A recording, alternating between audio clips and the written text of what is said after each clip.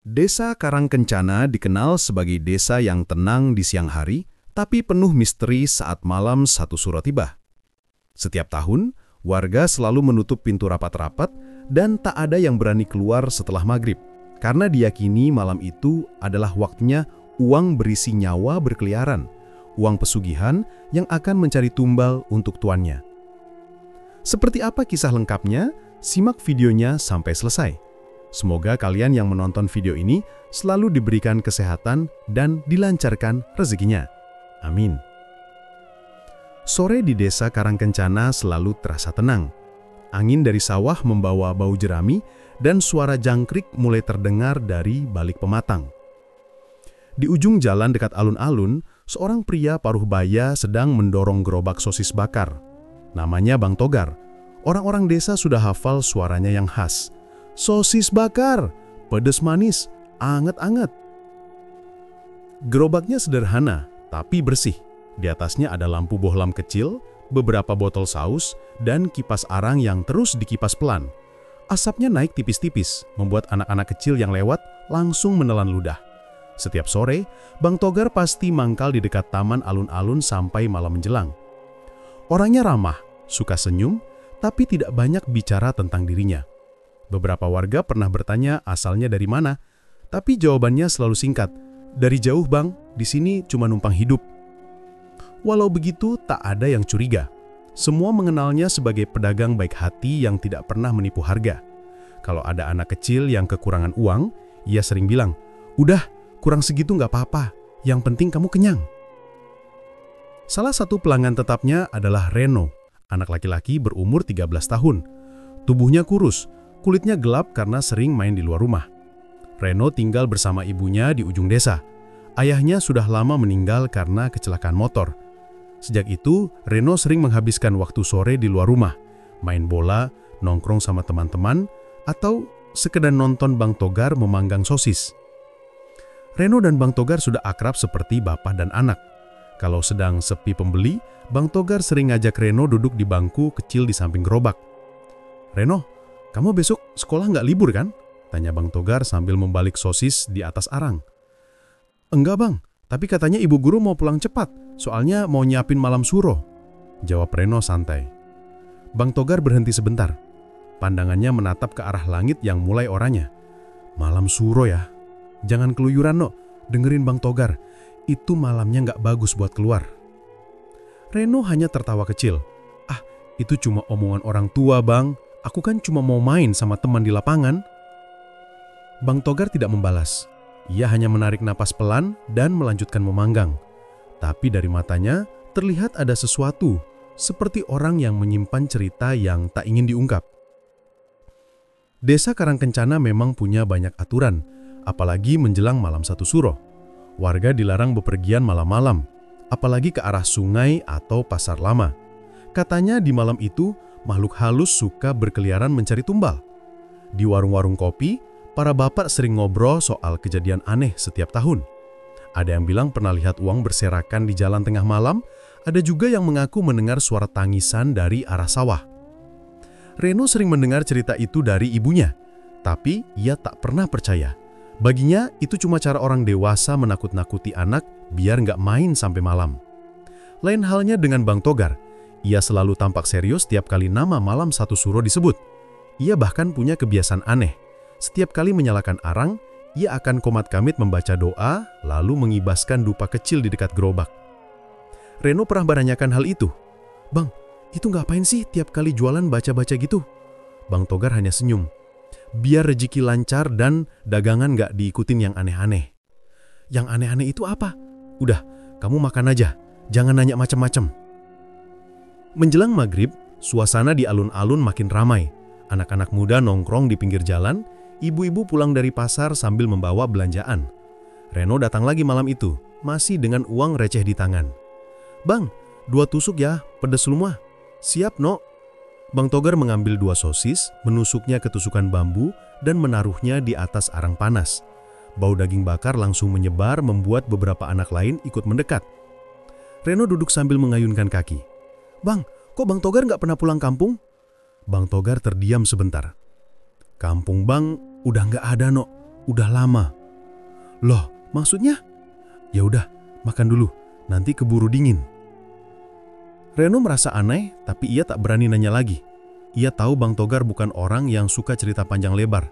Tapi di matanya ada rasa sedih yang dalam. Entah karena rindu atau penyesalan, Reno tidak tahu. Malam makin gelap. Udara desa berubah dingin. Dari arah masjid terdengar suara anak-anak mengaji. Lampu jalan mulai redup. Bang Togar membereskan gerobaknya, bersiap pulang. Reno membantu memungut tusuk bekas sosis dan membuangnya ke tempat sampah. "Terima kasih, Nok. Kamu anak baik," kata Bang Togar sambil menepuk bahunya. "Ah, biasa aja, Bang. Biar nggak banyak sampah." Bang Togar tertawa kecil. "Ibu kamu pasti bangga punya anak kayak kamu." Tiba-tiba, pengeras suara masjid berbunyi. Suara Pak Lurah terdengar lantang. "Assalamualaikum warga desa Karangkencana. Besok malam adalah malam 1 Suro. Kami menghimbau seluruh warga untuk tidak keluar rumah setelah maghrib. Jangan mendekati sungai, pasar lama, atau kuburan, demi keselamatan bersama." Suara itu membuat suasana mendadak hening. Orang-orang yang masih di luar rumah langsung berkemas pulang. Anak-anak berlari, ibu-ibu tergesa menutup pintu. Reno menatap Bang Togar. "Bang, emang segitu seremnya ya malam Suro?" Bang Togar mematikan lampu gerobak pelan. "Kamu nggak usah tahu, Nok. Pokoknya besok jangan keluar rumah. Janji ya?" "Janji, Bang," jawab Reno, meski dalam hatinya masih tak percaya hal-hal begituan. Sebelum berpisah, Bang Togar menatap ke arah jalan desa yang mulai gelap. Kadang yang bikin celaka itu bukan setan, tapi rasa penasaran manusia sendiri. Gumamnya pelan, nyaris tak terdengar. Reno hanya mengangguk sambil melambaikan tangan. Ia jalan pulang ke rumah sambil bersenandung kecil, tak tahu kalau malam besok akan mengubah hidupnya selamanya. Di jauhan Bang Togar masih berdiri di samping gerobaknya. Angin berembus dingin. Dari balik pepohonan di ujung jalan, seekor anjing hitam melintas, menatap ke arahnya sejenak, lalu menghilang ke gelap malam. Bang Togar menghela napas panjang, menatap arang yang sudah padam. Besok, malam 1 Suro. Semoga nggak ada anak kecil yang penasaran sama hal-hal yang harusnya nggak disentuh. Ia pun mendorong gerobaknya perlahan, meninggalkan alun-alun yang kini sepi dan berkabut tipis. Di langit bulan sabit tampak menggantung redup di atas desa Karangkencana, tanda bahwa malam 1 Suro sudah di ambang pintu. Sore itu, langit desa Karangkencana tampak mendung. Angin bertiup agak kencang, membuat dedaunan pisang di tepi jalan bergoyang keras. Reno berjalan sendirian sepulang dari rumah temannya. Di tangannya hanya ada selembar kertas coretan tugas sekolah. Ia menendang batu kecil di jalan sambil bersiul pelan. Ketika melewati jalan dekat pasar lama, matanya tertuju pada sesuatu yang mencolok di tanah. Selembar uang Rp50.000 tergeletak di antara debu jalan. Uang itu tampak baru, tapi anehnya sedikit lembab seperti habis dicuci. "Wah, rezeki!" seru Reno pelan sambil menengok kanan kiri. Tak ada siapa-siapa. Ia jongkok, memungut uang itu, lalu menggenggamnya. Begitu disentuh, kulit tangannya langsung merinding. Uang itu terasa dingin. Bukan dingin biasa seperti uang logam dari kulkas, tapi dingin sampai menusuk kulit. Ia mendekatkan ke hidung dan mencium bau amis samar, seperti bau darah yang lama mengering. "Ah, mungkin habis jatuh di got," pikirnya cuek. Ia menyimpan uang itu di saku celana dan melanjutkan jalan. Reno tak berpikir panjang. Di kepalanya cuma satu hal, sosis bakar. Ia sudah lama ngidam beli 3 tusuk, tapi uang jajannya sering tak cukup. Sore itu ia langsung menuju alun-alun tempat Bang Togar biasa mangkal. Gerobak sosis itu sudah terlihat dari jauh dengan lampu kuning kecil yang menyala redup. "Bang Togar, aku beli 3 tusuk ya, pedas semua," teriak Reno sambil mengangkat tangan. Bang Togar menoleh, tersenyum kecil. "Wah, banyak nih. Dapat uang dari mana?" "Namu," jawab Reno sambil tertawa. "Rezeki anak baik." Bang Togar tidak banyak komentar. Ia langsung mengambil sosis dan menaruhnya di atas arang. Bau daging panggang langsung menyebar. Reno menunggu sambil mengeluarkan uang yang tadi ia temukan. "Ini bang, bayar pakai ini aja," katanya. Begitu uang itu sampai di tangan, wajah Bang Togar langsung berubah. Pandangannya tajam, lalu membeku beberapa detik. Ia memegang uang itu pelan, seolah sedang memastikan sesuatu. Saat jari-jarinya menyentuh, rasa dingin yang aneh menyusup sampai ke tulang. Matanya sedikit membesar. "Dari mana kamu nemu ini, Noh?" Suaranya pelan, hampir seperti bisikan. "Di jalan dekat pasar lama, Bang. Kenapa?" Bang Togar cepat-cepat menaruh uang itu di kotak kayu tempat menyimpan hasil dagang. "Nggak apa-apa, tapi lain kali kalau nemu uang di jalan, jangan langsung diambil." Reno cengir-cengir. "Lah, kan rezeki bang, nanti kotor kalau didiemin." Bang Togar hanya mengangguk, tapi dari raut wajahnya jelas ia tidak tenang. Tangannya sempat gemetar kecil saat membalik sosis di atas arang. Ia sempat melirik ke arah kotak kayu tempat uang itu disimpan. Asap dari arang tiba-tiba menebal, seolah tertiup angin, padahal udara sore itu tenang. Reno tak sadar apa-apa. Setelah selesai makan, ia pamit dan pulang dengan perut kenyang. Malamnya, Bang Togar duduk di kursi kayu kecil di depan gerobaknya yang sudah ia dorong ke belakang rumah kontrakannya. Lampu minyak di atas meja bergoyang pelan diterpa angin. Ia membuka kotak uang, menatap lembaran Rp50.000 itu lama-lama. "Bau anyir," gumamnya. Ia mencium uang itu perlahan dan benar saja. Baunya seperti darah dan tanah basah. Bang Togar menutup kotak itu rapat-rapat, tapi matanya masih gelisah. Ia lalu mengambil sebatang dupa, menyalakannya, dan mengibaskan asap di sekitar gerobaknya. "Jangan ganggu dagangan orang," katanya lirih. Belum sempat ia tenang, dari luar rumah terdengar suara anjing menggonggong keras. Ia keluar, melihat seekor anjing hitam berdiri menatap ke arah gerobaknya sambil menyalak terus-menerus. "Pergi sana!" bentaknya sambil mengambil batu kecil. Tapi anjing itu tak bergerak. Matanya merah menyala dalam gelap. Setelah beberapa detik, baru ia lari ke arah kebun, meninggalkan jejak basah di tanah. Bang Togar mengusap wajahnya pelan. "Mulai lagi," ucapnya lirih. Ia tahu betul tanda-tanda seperti itu. Uang dingin, bau amis, anjing hitam. Semuanya pertanda bahwa uang pesugihan sudah ditebar. Dan sialnya, anak kecil polos yang mengambilnya akan jadi penandanya. Sementara itu, di rumah kecil di ujung desa, Reno baru selesai makan malam. Ibunya sudah tidur lebih dulu karena kelelahan setelah bekerja di ladang. Reno duduk di kamar sambil memainkan HP-nya. Tapi entah kenapa, malam itu suasana terasa aneh. Udara di kamar terasa lembab dan dingin. Ia menutup jendela, tapi angin tetap terasa seperti berhembus dari dalam kamar. Lampu bohlam di atas kepala berkedip pelan. Ia mengira listriknya ngedrop. Ketika hendak berbaring, matanya menangkap sesuatu di pojok kamar. Bayangan seperti orang berdiri membelakanginya. Tubuhnya tinggi, kepalanya sedikit miring. Reno langsung bangkit, menatap ke arah bayangan itu. "Siapa?" Tak ada jawaban, hanya diam. Bayangan itu tetap berdiri. Ia menyalakan lampu senter dari HP, tapi begitu cahayanya menyentuh dinding, bayangan itu hilang seolah tak pernah ada. Reno menghela napas. Halu aku nih." Ia kembali berbaring. Tapi baru saja memejamkan mata, terdengar suara lirih dari luar jendela. "Reno, sini." Suaranya seperti suara perempuan, pelan dan serak. Reno membuka mata, menatap ke arah jendela. "Reno, sini." Ia menelan ludah, merapatkan selimut. "Ibu?" tanyanya.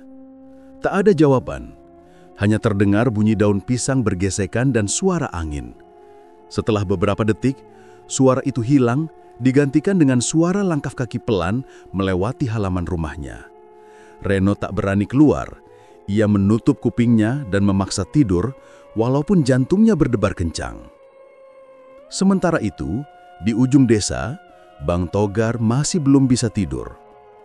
Ia menatap langit dari jendela, mendengar suara gamelan samar dari kejauhan, suara yang hanya muncul setiap menjelang malam satu suro. Tiba-tiba terdengar suara pintu diketuk.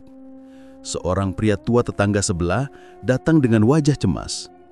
"Bang Togar, sampean dengar kabar belum?" "Belum. Kenapa, Pak?"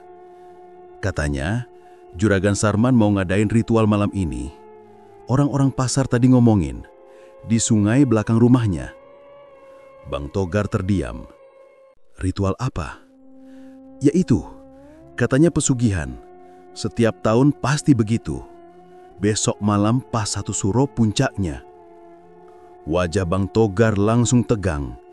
Ia sudah bisa menebak arah ceritanya. "Kalau gitu, anak yang tadi sore beli di gerobakku bisa bahaya," gumamnya. Pak tua itu bingung. "Maksudnya siapa?" "Anak kecil yang nemu uang di jalan. Itu bukan uang manusia, Pak. Itu uang tumbal." Suara jangkrik di luar mendadak berhenti. Angin bertiup kencang membuat genteng rumah bergetar. Bang Togar menatap jauh ke arah hutan belakang desa, tempat Juragan Sarman tinggal. Ia tahu, kalau malam satu suro tiba, tak ada yang bisa menolak panggilan pesugihan, dan satu-satunya yang bisa diselamatkan hanyalah orang yang belum benar-benar diambil. Bang Togar mematikan lampu minyak, mengambil tas kecil berisi dupa dan garam. Dengan wajah serius, ia berkata pelan pada dirinya sendiri, "Kalau benar uang itu ditandai, berarti malam ini waktuku belum selesai." Lalu ia berjalan keluar, menyusuri jalan setapak menuju arah rumah Reno. Sementara dari kejauhan, suara gamelan makin jelas, seperti irama yang memanggil nyawa. Sore di desa Karangkencana terasa lebih muram dari biasanya. Langit mendung, udara lembab, dan jalanan sepi. Tak ada anak-anak yang bermain di lapangan, tak ada pedagang yang lewat. Semua orang tahu, malam ini, malam satu suro, waktu di mana orang-orang tua di desa itu lebih memilih menutup pintu rapat-rapat dan berdiam di rumah. Bang Togar mendorong gerobaknya ke belakang rumah kontrakannya. Biasanya, di jam segini, ia masih keliling jualan. Tapi kali ini tidak. Ada perasaan tak enak sejak siang tadi. Ia teringat uang yang diterima dari Reno kemarin sore. Uang yang terasa dingin dan berat di tangannya. Seperti ada sesuatu yang menempel di situ. Waktu itu, ia langsung tahu, itu bukan uang biasa. Uang pesugihan. Bang Togar duduk di kursi kecil di samping gerobak sosisnya, menatap bara arang yang belum sempat ia buang. Asap tipis keluar dari sana, melingkar pelan, lalu hilang diterpa angin. Kiai Banyu Ireng, gumamnya pelan. Nama itu masih menghantui hidupnya sampai sekarang. Dulu, bertahun-tahun lalu, ia hampir menjadi tumbal dari pesugihan itu. Saat masih muda, ia bekerja di rumah seorang juragan kaya di desa sebelah. Juragan itu baik di luar, tapi ternyata punya perjanjian dengan makhluk sungai, Kiai Banyu Ireng, yang konon tinggal di dasar kali tua di perbatasan desa Karangkencana. Setiap tahun, juragan itu harus menyerahkan tumbal manusia supaya kekayaannya tak lenyap. Togar tahu karena ia pernah melihat sendiri. Malam itu, ia disuruh menaruh sesaji di pinggir kali.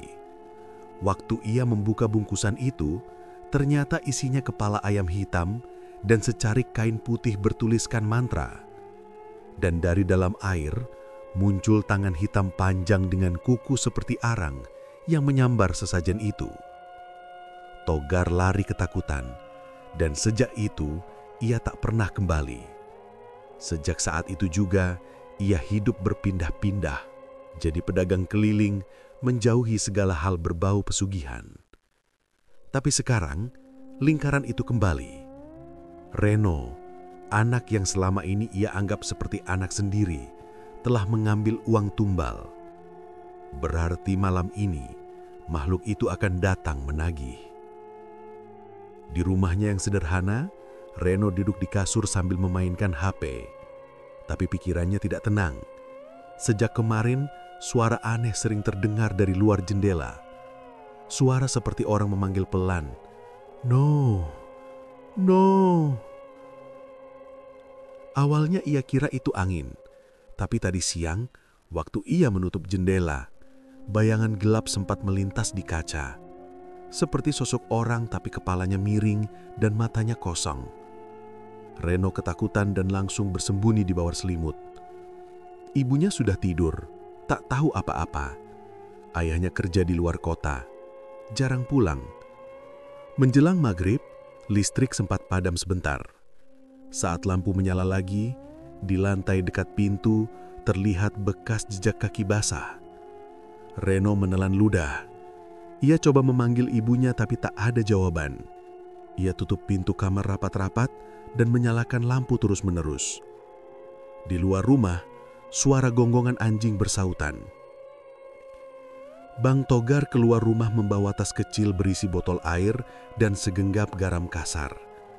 Ia tahu, malam ini ia tak bisa diam saja.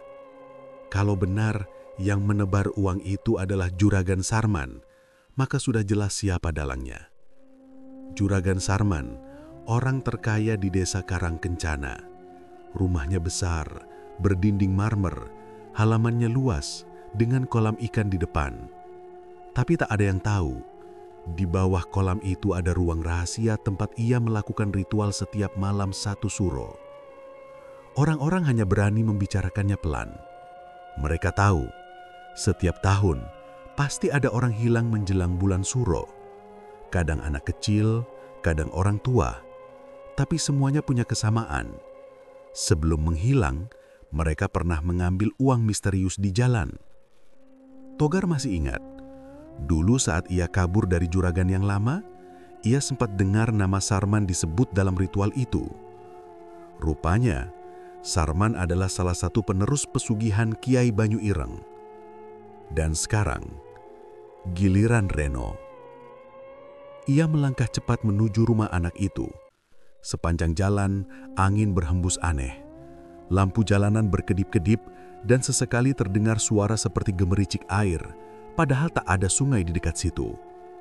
Saat ia sampai di depan rumah Reno, udara terasa makin dingin. Dari dalam rumah, terdengar suara berisik, seperti benda jatuh. Bang Togar mengetuk pintu. Reno, nak, buka pintunya. Ini Bang Togar. Tak ada jawaban. Hanya suara langkah kaki pelan dari dalam. Reno, cepat buka, teriaknya lagi. Tiba-tiba pintu terbuka sedikit, tapi bukan Reno yang muncul.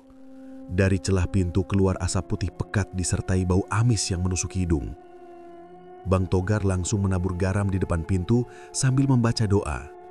Suara itu mendesis dan asapnya perlahan hilang. Saat itu barulah Reno keluar, wajahnya pucat ketakutan. Bang, tadi ada yang manggil dari jendela, bisiknya lirih. Suaranya kayak orang tenggelam. Bang Togar menarik napas panjang. Dengar No, kamu harus ikut Bang Togar malam ini. Jangan tinggal di sini. Mereka udah nyari kamu. Siapa bang? Makhluk dari sungai yang punya uang itu. Reno membelalak dan berhenti melakukan apa yang ia lakukan. Ia baru ingat uang 50.000 yang ia temukan kemarin, uang yang mesti disimpan di saku celananya. Ia keluarkan uang itu pelan-pelan. Saat ia buka, uang itu sudah berubah menjadi basah dan di bagian tengahnya muncul bercak rerah seperti darah. Bang Togar langsung menutup uang itu dengan kain putih. Jangan disentuh lagi, ini uang tumbal. Reno ketakutan. Terus aku harus gimana bang? Kita ke sungai. Aku tahu caranya memutus perjanjiannya. Malam itu mereka berjalan cepat melewati jalan setapak menuju sungai Karangkencana. Bulan tertutup awan, udara makin dingin, dan dari kejauhan terdengar bunyi gamelan samar-samar. Tuh, dengar No, itu dari rumah Juragan Sarman. Reno mengangguk. Togar mengangguk lagi. Ritualnya sudah mulai. Semakin dekat ke sungai, suasana makin aneh. Air di kali mengalir pelan tapi warnanya gelap seperti tinta. Di tepi sungai ada aroma wangi menyan bercampur amis. Di seberang sungai terlihat beberapa orang berpakaian hitam berdiri mengelilingi api unggun. Di tengah mereka, Juragan Sarman memegang kendi besar dan membaca mantra. Togar bersembunyi di balik pohon, menarik tangan Reno agar jangan bersuara. Tapi tiba-tiba, air sungai bergolak keras. Dari permukaannya muncul sosok tinggi berwarna hitam pekat, matanya merah menyala, dan rambutnya panjang seperti rumput basah. Sosok itu mengangkat tangan dan berbicara dengan suara berat. "Mana tumbalku?" Juragan Sarman menunjuk ke arah jalan. "Sudah ditandai, Kiai, anak itu sudah mengambil uangnya." Togar langsung sadar, kalau mereka tak segera pergi, makhluk itu akan datang langsung ke arah mereka. Ia menggenggam botol air di tangannya dan berbisik, "Bismillah, aku gak akan biarin anak ini jadi korban kayak aku dulu." Reno gemetar menatap air sungai yang mulai bergolak ke arah mereka. Dari kejauhan terdengar teriakan Juragan Sarman yang berubah panik. Makhluk itu rupanya merasakan gangguan, dan kini matanya mengarah tepat ke tempat Bang Togar dan Reno bersembunyi. Air sungai mulai meluap, membentuk pusaran besar. Angin berhembus kencang membawa bau amis menyengat. Bang Togar menatap Reno dan berkata cepat, "Lari No, sekarang!" Reno ragu sejenak, tapi begitu melihat air mulai menembus tepi sungai, ia langsung berlari sekuat tenaga. Sementara Bang Togar tetap berdiri di situ menghadang pusaran air yang mulai membentuk sosok raksasa itu. Malam satu suro baru saja dimulai, dan pertarungan antara manusia dan makhluk penagih tumbal pun tak bisa dihindari. Malam satu suro datang dengan udara yang tidak biasa. Angin dari arah sungai membawa bau amis yang menusuk hidung, disertai suara gamelan lirih yang terdengar seperti dari dunia lain. Warga desa Karangkencana sudah menutup pintu rumah mereka rapat-rapat. Tak ada satupun yang berani keluar. Tapi di rumah kecil di pinggiran desa, Bang Togar sedang berjuang menyelamatkan nyawa seorang anak, Reno. Reno terbaring di lantai dengan tubuh kaku. Matanya terbuka lebar, tapi putih semua, tanpa bola mata. Bibirnya bergerak sendiri sambil menggumam pelan. "Air, darah, air, darah." Suaranya berat, seperti bukan milik anak kecil. Bang Togar duduk di sampingnya, memegang tas kecil berisi dupa dan air doa. Ia membakar dupa, lalu menaburkan garam di sekeliling tubuh Reno, sambil komat kamit membaca doa yang dulu diajarkan gurunya. Keringat menetes dari keningnya. "Ya Allah, jangan biarkan anak ini diambil," katanya pelan. Tapi doa itu seperti tidak cukup kuat. Angin di dalam rumah tiba-tiba berhenti. Suasana jadi hening.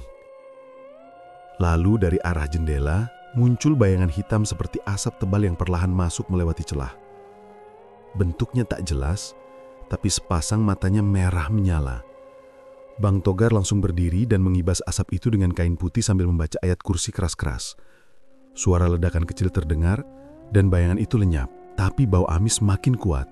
Togar tahu makhluk penagih tumbal sudah menemukan mereka. Ia segera mengangkat tubuh Reno yang masih kaku. "Kita harus pergi sekarang," katanya pelan, meski Reno tak bisa menjawab. Ia keluar lewat pintu belakang. Langit malam mendung pekat. Di kejauhan, suara gamelan dari arah sungai makin jelas, bercampur suara orang melantunkan mantra. Dari balik pepohonan, muncul kabut putih tipis, lalu disusul suara langkah-langkah berat seperti sesuatu sedang mengikuti dari belakang. Bang Togar menoleh sekilas, dan jantungnya langsung berdebar keras. Dari arah jalan tanah, sosok hitam besar muncul. Tubuhnya seperti manusia, tapi penuh lumpur. Matanya kosong, dan dari mulutnya meneteskan cairan kental kehitaman. "Makhluk lumpur," gumam Bang Togar. Ia pernah dengar, itu jelmaan arwah orang-orang yang dulu dijadikan tumbal dan sekarang dijadikan penjaga pesugihan. Sosok itu bergerak cepat, menyeret kakinya di tanah, mengejar mereka. Bang Togar memeluk Reno erat-erat dan berlari ke arah kebun tebu di pinggiran desa. Napasnya tersengal-sengal, tapi ia tak berani berhenti. Setiap kali ia menoleh, bayangan hitam itu semakin dekat. Suara tanah beradu dengan langkah beratnya terdengar seperti benda basah diseret. Begitu sampai di tengah kebun, Bang Togar meletakkan Reno di bawah pohon dan membuka bungkusan kain putih di dalam tasnya. Di dalamnya ada segenggam batu hitam kecil, batu pelindung dari gurunya dulu. Ia menaburkan batu itu di sekeliling mereka sambil membaca mantra pelindung. Tiba-tiba, suara gamelan berhenti. Hening total. Kemudian terdengar suara gemuruh dari arah sungai. Angin berhembus kencang dan daun tebu bergetah keras. Dari kejauhan, tampak air dari sungai naik seperti dinding besar. Air itu berputar dan membentuk sosok raksasa setinggi pohon kelapa. Tubuhnya seluruhnya dari air, tapi kepalanya berbentuk kepala kambing dengan tanduk panjang melengkung. Matanya merah menyala seperti bara api. Setiap kali ia bergerak, tanah di sekitarnya bergetar. Reno yang masih kerasukan tiba-tiba menjerit keras. "Datang! Kiai datang!" katanya dengan suara serak dan dalam. Bang Togar tahu itu Kiai Banyu Ireng, makhluk pesugihan yang selama ini menagih tumbal dari manusia. Raksasa air itu menatap mereka, lalu bersuara berat seperti dari dalam gua. "Tumbalku di sini, serahkan." Bang Togar berdiri, menahan gemetar. "Dia masih anak kecil. Jangan ambil dia." "Dia sudah mengambil uangku," jawab makhluk itu. Suaranya membuat daun-daun bergetar. "Tanda sudah ditetapkan. Darahnya harus kembali ke air." Bang Togar mengangkat botol kecil berisi air doa. "Kalau begitu, lawan aku dulu." Makhluk itu tertawa keras. Air sungai di sekitarnya mulai bergerak, membentuk gelombang besar. Lumpur dan batu beterbangan. Bang Togar membuka baju luarnya, memperlihatkan kalung hitam di lehernya. "Ia pernah diusir olehmu makhluk itu. Tapi aku lolos.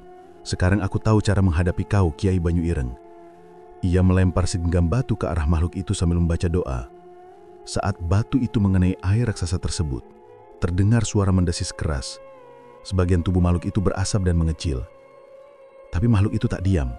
Dari arah kakinya, air berwarna hitam menyembur ke arah Bang Togar, menghantam dadanya hingga ia terlempar ke tanah. Napasnya tersengal tapi ia masih memegang botol air doa. "Bangun." Suara Reno tiba-tiba keluar lagi, tapi kali ini terdengar berbeda, seperti ada dua suara sekaligus dalam satu tubuh. "Bang, jangan lawan. Dia akan ambil kita." Bang Togar berdiri dengan susah payah. "Enggak, No. Kita harus lawan. Kalau kita kabur, dia bakal kejar terus." Ia menutup mata, mengingat mantra terakhir yang diajarkan gurunya bertahun-tahun lalu. Ia membuka tutup botol air doa dan menyiramkannya semuanya ke tanah sambil berteriak, "Bismillahirrohmanirrohim." Tiba-tiba tanah di bawah mereka bergetar. Cahaya putih muncul dari tempat air doa itu tumpah. Makhluk air itu menggeram keras. Tubuhnya mulai retak seperti pecahan kaca. Tapi sebelum hancur sepenuhnya, makhluk itu menatap tajam ke arah Reno. "Kalau aku gagal malam ini, Sarman akan menagih lagi." Setelah itu tubuhnya meledak jadi kabut air dan hilang begitu saja. Bang Togar terjatuh ke tanah, lemas. Ia memeluk Reno yang sekarang sudah pingsan. Langit masih gelap, tapi suara gamelan dari arah sungai benar-benar lenyap. Hening. Setelah beberapa menit, Togar bangkit pelan-pelan. Ia menatap ke arah desa, lalu ke arah sungai yang kini tampak tenang kembali. "Belum selesai," katanya pelan. "Masih ada Sarman." Ia menggendong Reno dan melangkah meninggalkan kebun tebu. Kakinya gemetar, tapi matanya penuh tekad. Ia tahu malam ini mereka berhasil selamat dari kejaran makhluk gaib. Tapi perjanjian pesugihan itu belum benar-benar putus. Dan selama Juragan Sarman masih hidup, ancaman itu akan terus menghantui desa Karangkencana. Rino membuka matanya perlahan. Pandangannya buram, kepala terasa berat. Di atasnya, langit-langit anyaman bambu bergetar diterpa angin malam. Ia terbaring di atas tikar pandan, di dalam sebuah gubuk kecil yang hanya diterangi lampu minyak. Udara di dalam ruangan dingin dan berbau asap dupa. Ia mencoba bangun, tapi seluruh tubuhnya lemas. Begitu menoleh, ia melihat Bang Togar duduk bersandar di dinding. Tubuh pria paruh baya itu penuh luka gores dan lebam. Di tangannya ada kain putih yang berlumuran darah, dan di sampingnya tersisa-sisa dupa yang masih mengepulkan asap. "Bang," suara Reno pelan dan serak. Bang Togar menoleh pelan, wajahnya tampak lelah tapi lega. "Syukurlah kamu sadar, Noh. Aku kira kamu gak bakal bangun lagi." Rino mengerjap, berusaha mengingat apa yang terjadi. "Tadi ada makhluk besar, kepala kambing." Bang Togar mengangguk pelan. "Iya, itu Kiai Banyu Ireng. Dia datang buat ambil kamu." Reno menggigit bibir, masih gemetar. "Itu makhluk pesugihan kan yang nyari tumbal?" Bang Togar terdiam cukup lama sebelum akhirnya menjawab. "Iya, Noh, dan aku dulu bagian dari itu." Reno langsung menatapnya dengan kaget. "Maksudnya, Bang Togar?" "Dulu aku murid dari orang yang sama dengan Juragan Sarman. Guru kami ngajarin cara nyari kekayaan lewat pesugihan di Sungai Karangkencana. Namanya Kiai Banyu Ireng. Tapi aku kabur sebelum ikut ritual terakhir." Ia menatap api kecil di lampu minyak. "Waktu itu aku lihat sendiri gimana guru kami nyemplungin orang hidup-hidup ke sungai. Katanya biar rezeki ngalir deras. Tapi yang aku lihat cuma darah, jeritan, dan muka-muka orang yang udah nggak bisa diselamatin." Reno menelan ludah. Ia tak tahu harus bilang apa. Bang Togar melanjutkan.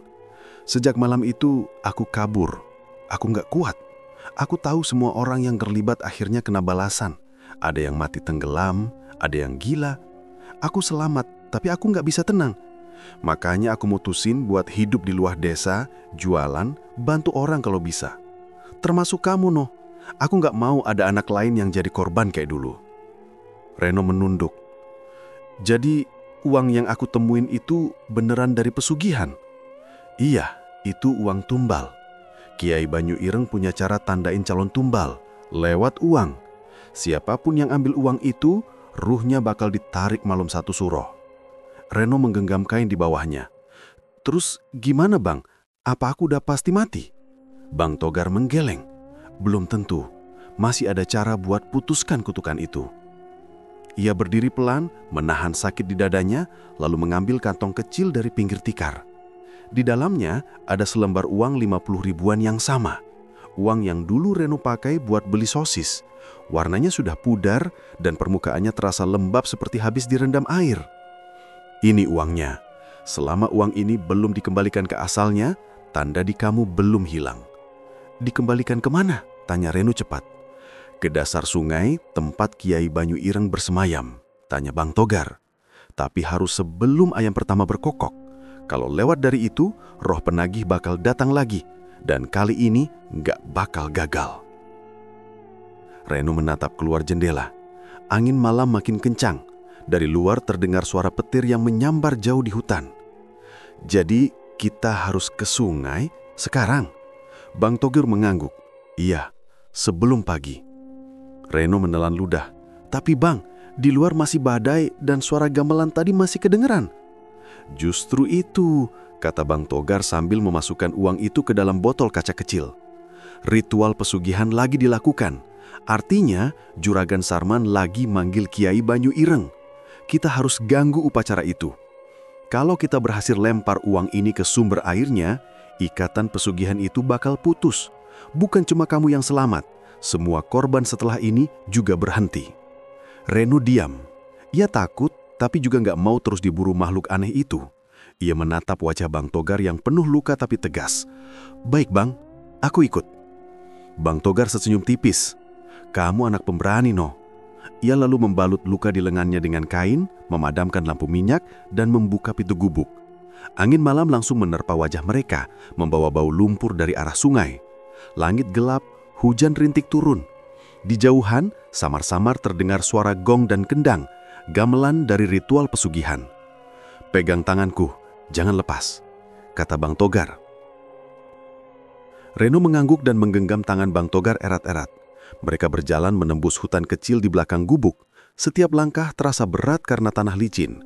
Sesekali kilat menyambar dan menerangi pepohonan. "Bang, kalau nanti kita nggak berhasil?" tanya Reno pelan.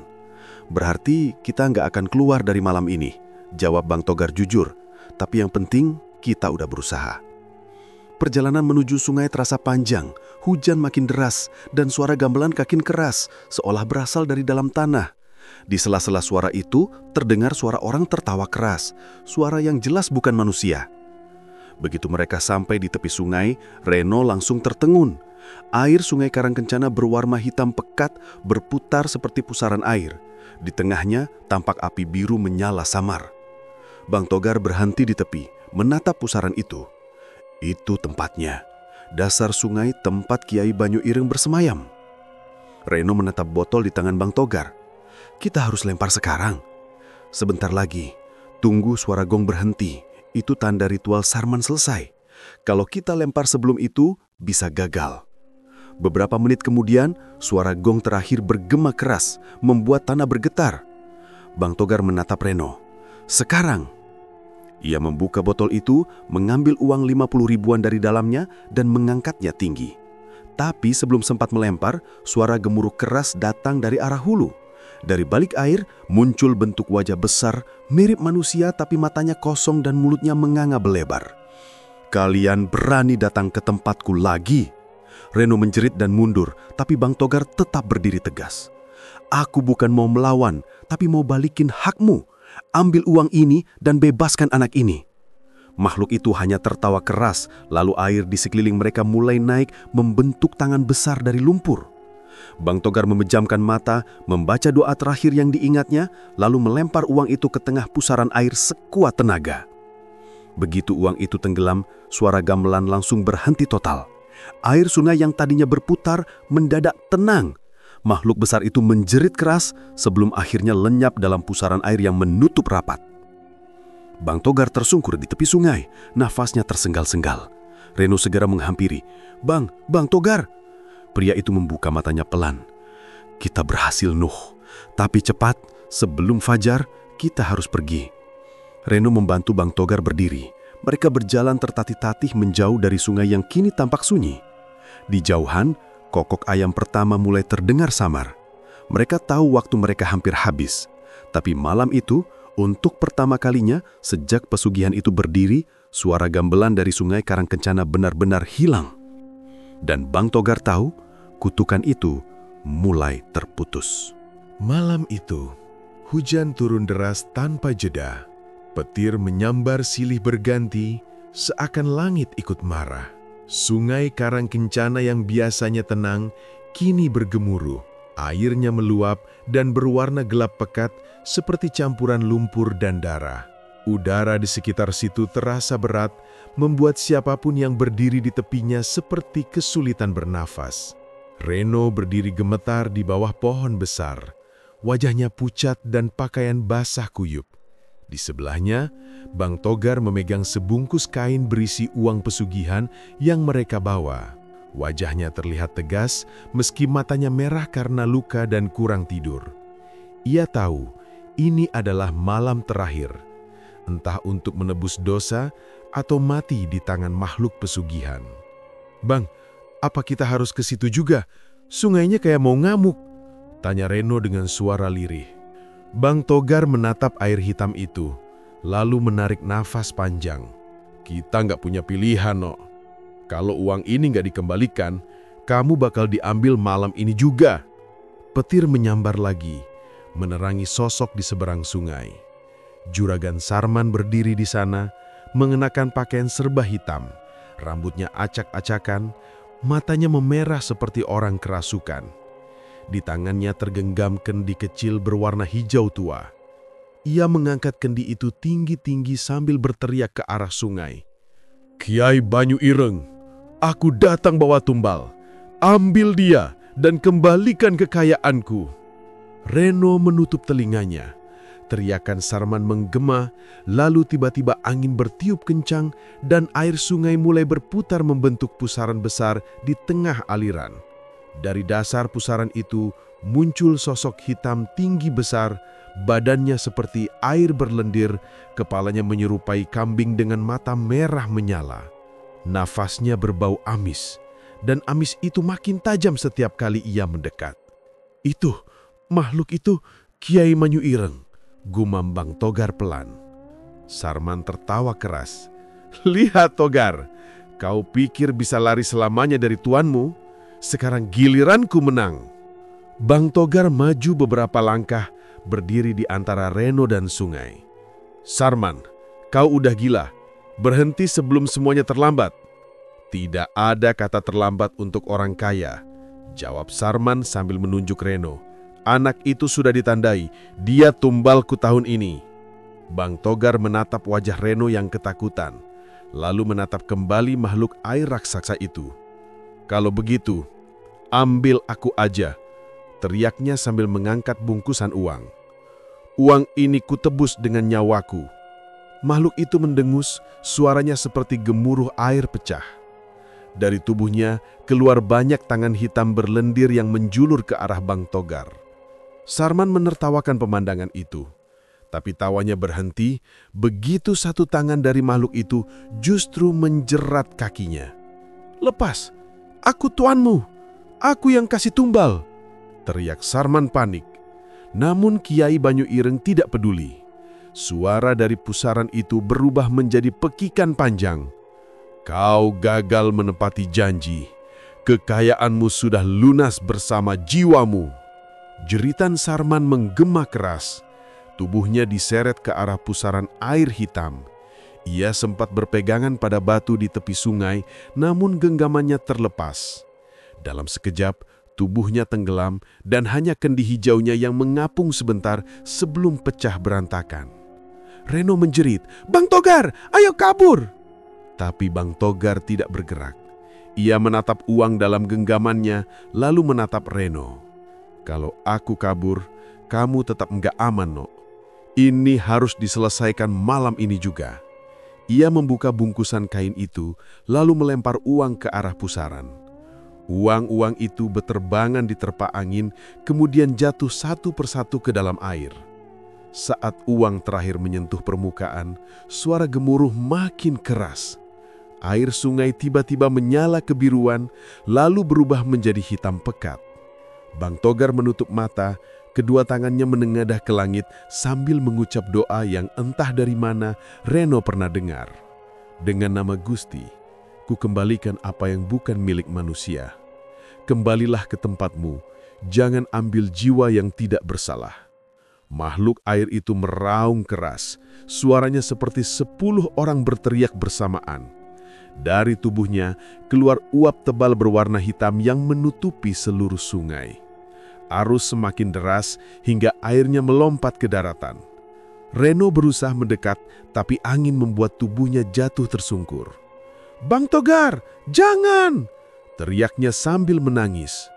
Tapi Bang Togar terus berdiri di tempat, tubuhnya kini mulai diselimuti air hitam. Arus menariknya perlahan ke tengah pusaran. Reno mencoba berlari menghampiri, tapi sebuah tangan tak kasat mata menahan tubuhnya, membuatnya tak bisa maju. "Reno, jangan datang ke sini," kata Bang Togar dengan suara lemah. "Kamu harus hidup. Ingat, jangan pernah ambil uang yang bukan milikmu." Reno hanya bisa menangis. Tubuh Bang Togar perlahan tenggelam bersama pusaran hitam itu. Petir terakhir menyambar tepat di atas mereka, membuat air sungai menyala sekejap sebelum tenang kembali. Tak lama kemudian, hujan berhenti. Angin mereda, sungai Karangkencana kembali seperti semula. Hanya meninggalkan bau amis dan lumpur di tepinya.